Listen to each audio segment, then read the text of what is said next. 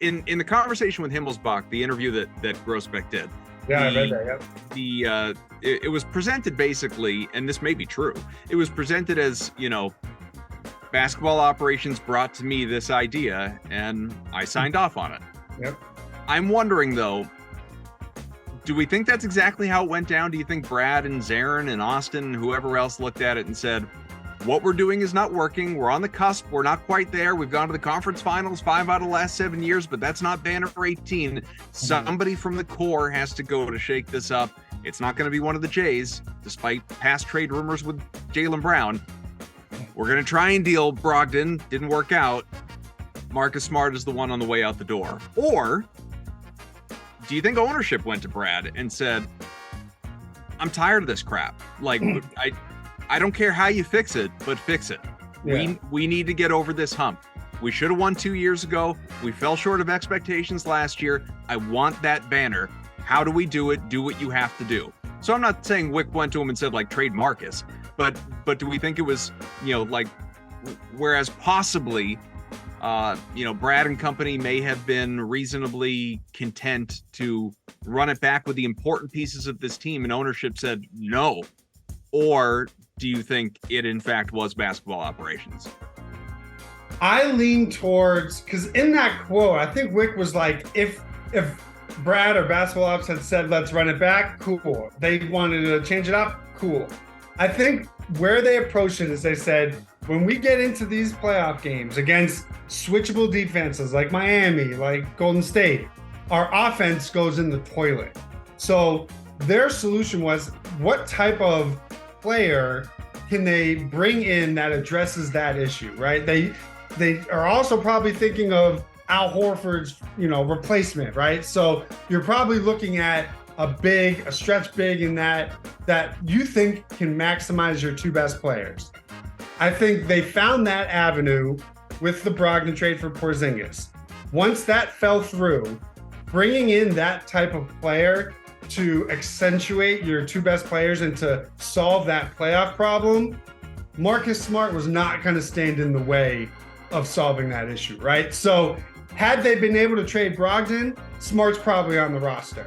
I think it got to the point where if that trade wasn't going to happen, then you have to say, okay, it's going to cost us Smart, so be it, because the risk of not doing it outweighs keeping the status quo with those three. So I don't think it was, we have to get rid of Marcus. I think it was, we need to bring in a player like Porzingis by any means necessary. If that costs Marcus Smart, so be it. If we can do it without getting rid of Smart, that's obviously what they prefer, because Smart was probably their second most consistent player during this entire playoff run. He is not the reason they did not win the title in either of the last 2 years. But I think the risk of not bringing in Porzingis was too good, because we have a large enough sample that when they get into these conference finals or in the finals against these teams that know how to switch and lock in on them defensively, their offensive rating is like a 50. It's awful. And there's enough of an evidence of that to say something has to change. Like you said, we're not trading our two franchise pillars. What's the archetype of player that we know fits next to them? It's a pick and pop stretch big. And I think when you look at the evolution of Porzingis and what he brings to you as a drop defender, a rim protector, a guy that plays out of the post, it's like he checks too many boxes to let that deal just die and go forward with this group. I would be very surprised if Wick went into their office and said, you got to trade Mark. Like, if he had gone rogue and done something crazy and taken all the shots from Tatum to, cost them a ring, that I can understand. But he played within his role. He wasn't the reason you lost. I just think he was the collateral damage to bring in a player that they feel can get them over the hump. New FanDuel customers can bet $5 and get $200 in bonus bets, guaranteed. Plus, all customers who bet $5 will get $100 off NFL Sunday Ticket from YouTube at YouTube TV. I mean, I just look at this particular operation and it feels like Wick's I hired my guys, I'm out. You know, if it's up to him, it's like it's their call. I've just signed on the dotted line, and obviously I have to be okay with this. But at the same time, like one of the things that plagues owners is when owners get too involved with personnel decisions, whether it's baseball or basketball or football. When owners get involved in personnel decisions, it usually doesn't end up going great. I think Wick's one of those guys who, for as much of a hard time as we give James Dolan's just bad at hiring the right people. He just has no clue how to hire the right guy to be the GM of the New York Knicks or the president of basketball operations. I think Wick, in his brain trust, have done a good job of hiring the right people over the past years to build a team the right way and to address certain flaws, and I have to give him credit for that. He's vocal about stuff, but I don't think he's ever really pounding the table for things. I think he lets his staff figure it out, and if things didn't go, like, things have gone well. Right. Well, that's the thing. It's like Brad is giving him reason to trust him, right? Right.